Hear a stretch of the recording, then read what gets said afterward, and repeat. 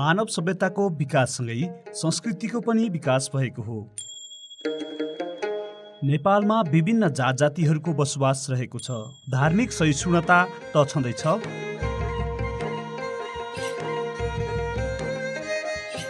सानो क्षेत्रमा पनि विभिन्न धर्मावलम्बीहरू सदियौंदेखि मिलेर बसेका छन्।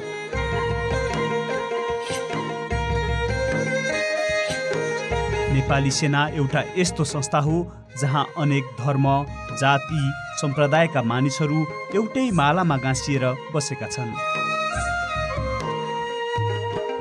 मुलुक रक्षाको प्रण गरेको नेपाली सेनाले मातृभूमिको सुरक्षा मात्र नभई राष्ट्रिय संस्कृति, परम्परा, चाडपर्व एवं जात्रा उत्सवहरूको संरक्षण र सम्वर्धनमा समेत अहोरात्र खटिएको छ।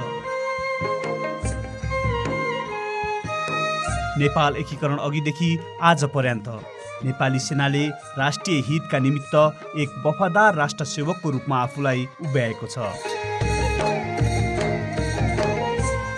नेपाली सेनाले देशका विभिन्न स्थानहरूमा मनाइने पर्व तथा जात्राहरूमा एवं पुरातात्विक सम्पदा संरक्षण कार्यमा आफ्नो सहभागिता जनाउँदै आइरहेको छ।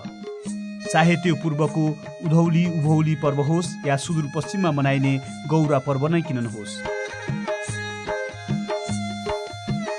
हिन्दूहरूको महान चाड बडा दशैंको फुलपातीको अवसरमा टुँडिखेलमा बनाइ गर्नुका साथै देशका विभिन्न शक्तिपीठबाट फुलपाती भित्राई आफ्नो युनिटको निशान पूजा तथा कालरात्रिमा मौलो पूजा गर्ने चलन रहेको छ।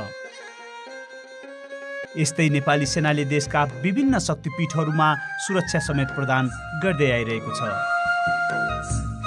यसै गरी नेपाली सेनाका सम्पूर्ण युनिटहरूले महाशिवरात्रि तथा सेना दिवस हर्षोल्लासका साथ मनाउँदै आइरहेका छन्। हरेक वर्ष घोडे जात्राको अवसरमा नेपाली सेनाले टुँडिखेलमा विभिन्न कार्यक्रमको आयोजना गरी मनाउँदै आइरहेको छ। वैशाख महिनामा पर्ने बिस्केट जात्रामा भक्तपुर जिल्ला स्थित सूर्य विनायकमा तैनाथ रहेको नेपाली सेनाको युनिटको सहभागितामा मनाउने गरिन्छ। यस्तै ज्येष्ठ शुक्ल पक्षको सप्तमीदेखि दशमीसम्म डोटी, बाजुरा, अछाम र बझाङ जिल्लामा लाग्ने गंगा दशहरा पूजा तथा मेलामा नेपाली सेनाको सहभागिता रहने गरेको छ। डोटी जिल्लामा मनाइने श्रीकृष्ण जन्माष्टमी र बडी मालिका माईको जात्रामा सम्मान गारत अर्पण गर्ने गरेको छ। त्यसै गरी छठ पर्वको अवसरमा छठ पर्व मनाइने विभिन्न ताल र पोखरीहरूको सरसफाइमा नेपाली सेना खटिँदै आइरहेको छ।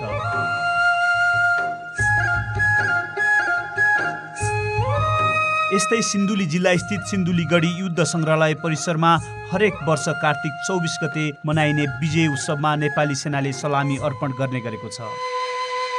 यस्तै हरेक वर्ष माघ 10 गते मनाइने मकवानपुर गढी उत्सवमा नेपाली सेनाले सम्मान गारत अर्पण गर्ने गरेको छ।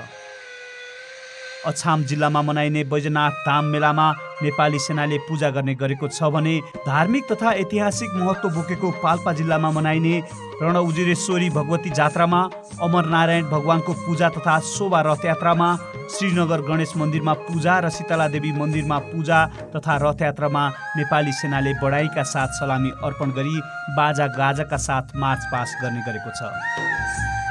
यसै गरी नेपाली सेनाका स्थान विशेषका युनिटहरूमा स्थानीय तथा राष्ट्रिय चाडपर्वहरू जस्तै बुद्ध पूर्णिमा, चण्डी पूर्णिमा, हरिशनी एकादशी, साउने संक्रान्ति, माघे संक्रान्ति, नागपञ्चमी, गाई जात्रा, कृष्ण जन्माष्टमी, कुशे औँसी, हरितालिका तीज, तिहार, हरिबोधनी एकादशी, तमु, सोनाम र ग्याल्पोलोसार, सोस्तानी पूर्णिमा, होली पूर्णिमा, घोडे जात्रा, चैते दशैं, रामनवमी लगायत विभिन्न चाडपर्वहरू मनाउने गरिन्छ। राष्ट्रिय तथा स्थानीय रूपमा मनाइने चाडपर्वहरूमा नेपाली सेनाको सहभागिता रहने गरेको छ। विशेषतः काठमाडौँ उपत्यका लगायत धनकुटा, दोलखा, जुम्ला लगायतका स्थानहरूमा मनाइने चाडपर्वहरूमा नेपाली सेनाका सैनिक टुकडीहरू, सैनिक ब्यान्ड, साधुजङ गुल्म लगायत सैनिक पण्डितहरूको सहभागिता रहने गरेको छ। नेपाली सेना र संस्कृति जोड्ने सेतुको रूपमा रहेको छ शार्दुलजङ गुल्म, जसलाई गुरुज्यूको पल्टन पनि भन्ने गरिन्छ। शिरमा चाँद तोडा, शरीरमा कालो दौरा सुरुवाल, खुट्टामा काने जुत्ता र काँधमा भरुवा बन्दुक भिरेको सिपाही देख्दा इतिहास आफ्नै अगाडि आए जस्तो हुन्छ। नेपाल एकीकरणको सिलसिलामा विक्रम सम्वत 1825 को इन्द्र जात्राको दिन गोर्खाली फौजले काठमाडौँ विजय गरे पश्चात श्रीपाद बडामारा धेरा कृष्ण शाहले कुमारीको हातबाट टीका ग्रहण गरी जात्रामा सहभागी भएको, साथै यहाँको परम्परा र संस्कृतिको सम्मान स्वरूप चाहिँ यहाँको जात्रा पर्वहरू चाहिँ भव्यताका साथ मनाउन गोर्खाली सेनालाई सहभागी गराई बढाइ गर्ने प्रचलन सुरु भएको देखिन्छ। सोही प्रचलन हालसम्म पनि यथावतै रहेको छ र उक्त भूमिका श्री सार्दुलजङ गुल्मले निर्वाह गर्दै आइरहेको छ। लिच्छवी एवं मल्लकालीन कला संस्कृति र परम्पराको जोगर्ना गर्दै बसन्तपुर दरबार र त्यस क्षेत्र वरपरको पुरातात्विक सम्पदाको सुरक्षा र संरक्षणको जिम्मेवारी सार्दुलजङ गुल्मले लिएको छ। यति मात्रमा उसको जिम्मेवारी पुरा हुँदैन। काठमाडौँ उपत्यकामा मनाइने प्राय सबै जात्राहरूमा यस गुल्मको प्रत्यक्ष सहभागिता रहेको हुन्छ।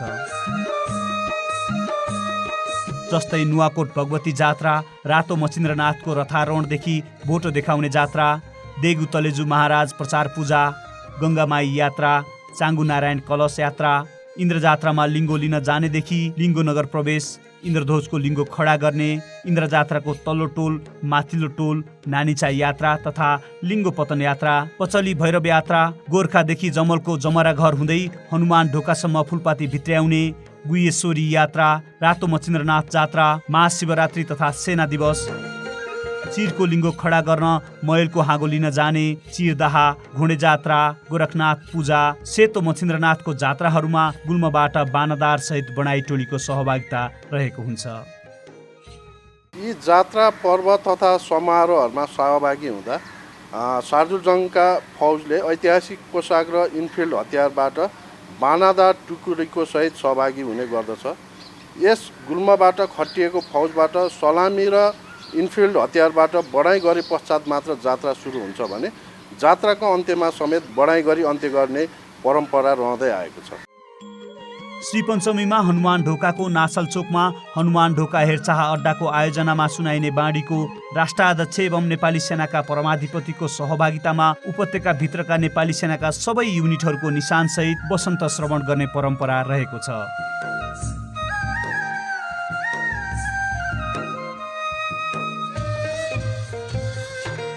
नेपाली सेनाले पराग पूर्व कालबाट नै राष्ट्रिय उत्सव तथा चाडपर्वहरू मनाउँदै आइरहेको सर्वविदितै छ। पूर्वदेखि पश्चिमसम्म मनाइने प्राय सबै पर्वहरूमा नेपाली सेनाको प्रत्यक्ष वा परोक्ष रूपमा सहभागिता रहेको हुन्छ। नेपाली सेनाले मनाउँदै आएको चाडपर्वको बारेमा इतिहासविदको धारणा कस्तो रहेको छ त? नेपालको संस्कृति तथा विभिन्न चाडपर्वहरूको जगेर्ना गर्नमा नेपाली सेनाले ज्यादै महत्त्वपूर्ण भूमिका निर्वाह गरेको उदाहरणहरू जताततै हामीले व्यवहारिक रूपमा नै हेर्न सकिन्छ।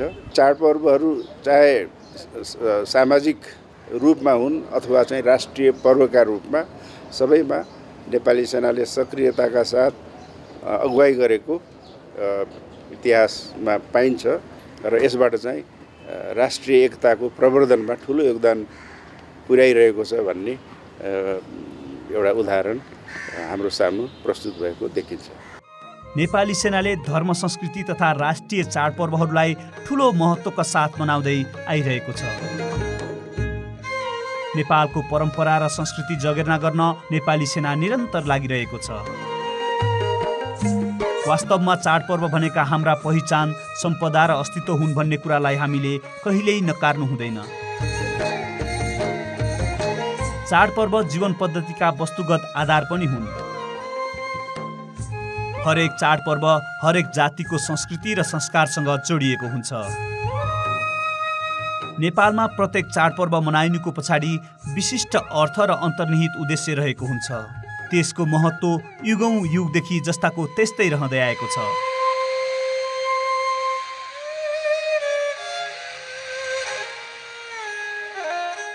विभिन्न चाडपर्वहरूमा होइन, त्यो हरेक चाडपर्वलाई चाहिँ पहिला जसरी मनाइन्थ्यो त्यसरी नै मनाउने प्रचलन नेपाल आर्मीले चाहिँ एकदमै राम्रोसँग थिइराखेको छ। त्यो राम्रो कुरा हो। गुरुजीको पल्टन त्यहाँ सहभागिता हुने बित्तिकै रौनकता त बढ्छ अनि मान्छेमा त्यो भिडभाडमा अलिकति सेक्युरिटीको फिल पनि हुन्छ।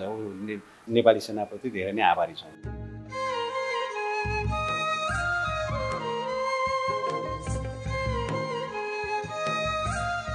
जति पनि सङ्गीत नृत्यहरू छन् पुराना त्यसमा जुन अब त्यसलाई हामी इन्ट्यान्जिबल हेरिटेज भन्छौँ होइन, इन्ट्यान्जिबल हेरिटेजमा त नेपाल आर्मीले धेरै नै ठुलो भूमिका खेलेको छ। र अहिले आएर भनौँ ट्यान्जिबल हेरिटेज जस्तै यो गढीहरूको संरक्षण गर्ने कुरामा पनि नेपाल आर्मीले धेरै राम्रो चाहिँ भूमिका खेलेको छ। नेपाल आर्मीलाई त्यस सम्बन्धी ज्ञान भएको र त्यो सक्षम पनि भएको हिसाबले चाहिँ त्यो गढीको संरक्षणमा जसरी चाहिँ नेपाल आर्मी लागिरहनु भएको छ त्यो हामी जस्तो सम्पदाविद र देशकै लागि पनि एउटा धेरै नै महत्त्वपूर्ण काम हो।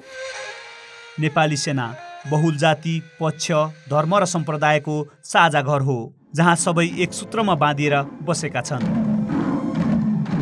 यस्तै प्रधान सेनापति कमान्ड नीति तथा मार्गनिर्देशन अनुसार राष्ट्रिय एकताको भावना जागृत हुने कार्यहरू सम्पादन गर्न नेपाली सेनाले संस्कृति तथा राष्ट्रिय चाडपर्व जोगेर्नामा विभिन्न भूमिका निर्वाह गर्दै आइरहेको छ। श्री समारोह सञ्चालन निर्देशालयले नेपालमा मनाइने विभिन्न चाडपर्वहरूमा नेपाली सेनाको सक्रिय सहभागिता जनाउन आवश्यकताअनुसार चेन अफ कमान्ड मार्फत निर्देशन दिने तथा परिपत्र गर्ने गरेको छ। नेपाली सेना मात्र यस्तो संस्था हो जहाँ विभिन्न जात, जाति, धर्म, संस्कृति मान्ने व्यक्तिहरू समाहित छन् र साउने सङ्क्रान्ति, माघे सङ्क्रान्ति, जनै पूर्णिमा, औँसी, एकादशी जस्ता चाडपर्वहरू पनि नेपाली सेनाको हरेक ब्यारेक घरमा हामीले मनाउँदै आइरहेका छौँ। सर्वविदितै छ कि नेपाली सेना एक अनुशासित संस्था हो। नेपाली सेनाले मनाउँदै आइरहेका विभिन्न चाडपर्व तथा धर्म संस्कृतिले एक आपसमा धार्मिक सहिष्णुता तथा धार्मिक अनुशासन कायम राख्नुका साथै आपसी एकताको भावना समेत जागृत गराउन थप मद्दत पुगेको छ। नेपाल विविध धर्म, संस्कृति र परम्पराको सौन्दर्यले सुसज्जित राष्ट्र हो। अनेकतामा एकता नेपालीहरूको विशेषता नै हो। नेपाली सेनाको मुख्य जिम्मेवारीहरूको अलावा सैनिक नागरिक सम्बन्धलाई सुदृढ गर्ने कार्यलाई विशेष महत्त्व दिँदै आइरहेको छ, जस अन्तर्गत आम नेपालीहरूको विभिन्न चाडपर्व धर्म संस्कृति जगेर्ना गर्नुमा नेपाली सेनाले मुख्य भूमिका निर्वाह गरेको छ। राष्ट्र सुरक्षाको अलावा देशका विभिन्न जात जाति तथा समुदायहरूले मनाउँदै आइरहेका धर्म संस्कृति लगायत विभिन्न चाडपर्वहरूको जगेर्नामा समेत नेपाली सेना कटिबद्ध रहेको छ। काठमाडौँको हनुमान ढोकामा तैनात नेपाली सेनाको गुर्जीको पल्टनका नामले चिनिने श्री शार्दुलजङ गुल्मले उपत्यकाभित्र मनाइने विभिन्न चाडपर्व, उत्सव, जात्रा लगायतका धार्मिक तथा सांस्कृतिक समारोहहरूमा विगतदेखि नै निर्दिष्ट भूमिका निर्वाह गर्दै आइरहेको छ। नेपाली सेनाले महत्त्वपूर्ण गढीहरूको संरक्षण, श्रीपाद बडा महाराधिराज पृथ्वीनारायण शाहको एकीकरण मार्गको पहिचान र त्यसको पदयात्रा गर्ने कार्य लगायत आम नेपालीको धर्म, संस्कृति तथा चाडपर्वहरूको संरक्षण र सम्वर्धन कार्यमा विशेष जोड दिनुका साथै नागरिक सैनिक सम्बन्धलाई अझै प्रगाढ एवं सुमधुर बनाउन यस्ता कार्यहरूलाई निरन्तरता दिन अत्यावश्यक रहेको छ। हाम्रा चाडपर्वहरू स्थानीय परम्परा, सनातन बौद्धिक धर्मग्रन्थ, विभिन्न धर्मसूत्र, पौराणिक कृत्य र आचार संहितामा उल्लेख गरिएका कार्य हुन्। चाडपर्वबाट आपसी भाइचारा र सम्बन्ध वृद्धि हुने गर्दछ। हामीले हाम्रो रीतिरिवाज र चाडपर्वहरूलाई जोगाइराख्नु पर्दछ। नेपाली सेनाले संस्कृति तथा राष्ट्रिय चाडपर्वको जोगेर्ना गर्न विभिन्न कार्यहरू गर्दै आइरहेको छ। नेपाली सेनाले हरेक वर्ष पर्ने सबै चाडपर्वहरू मनाउँदै आइरहेको छ। नेपाली सेनाको जुन किसिमको एउटा सांस्कृतिक एउटा गुल्मको रूपमा रहेको उपस्थितिले पनि देशको संस्कृतिप्रति चाहिँ आफ्नो पहिचान लिएर चाहिँ अगाडि बढिरहेको जस्तो पनि देखिन्छ। दरबारहरू आजसम्म पनि तपाईँलाई हिजोदेखि आजसम्म पनि सुरक्षित रूपमा र आजसम्म पनि संरक्षणको अभिभारा लिएर जुन नेपाली सेनाले आफ्नो दायित्व र योगदान दिँदै आएको छ, जसले गर्दाखेरि हिजोदेखिको आजसम्मका पुस्ताले पनि र भविष्यमा पनि चिरकालसम्म पनि यो चिज चाहिँ जस्तोको तस्तै तपाईँलाई सम्पदा चाहिँ त्यो पुस्ताले पनि देख्न सक्छ भन्ने चाहिँ हामीलाई लागेको छ। यस्तै मल्लकालदेखि नै नेपाली सेना हनुमान ढोका तथा त्यस क्षेत्र वरपरको सुरक्षा तथा संरक्षणमा खटिएको बताउनुहुन्छ तलेजु भवानी मन्दिरका मूल पुजारी।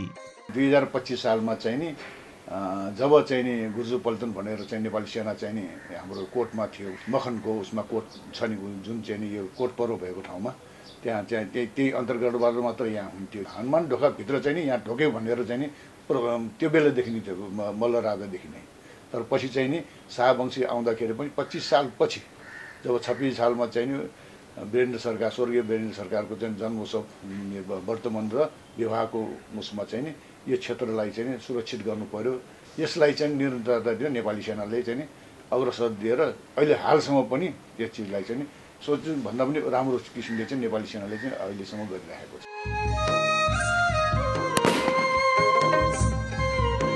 परम्परा, संस्कृति, चाडपर्व र उत्सवहरू हाम्रा अमूल्य गहना हुन्। पुर्खाको धरोहर र नासो यस्ता रीतिरिवाजलाई भावी सन्ततिका लागि जोगाइराख्नु हाम्रो दायित्व हो। यी दायित्वलाई संरक्षण र सम्वर्धन गर्न नेपाली सेना स्थापना कालबाट नै लागिरहेको छ र भविष्यमा निरन्तर लागिरहने प्रण गर्दछ।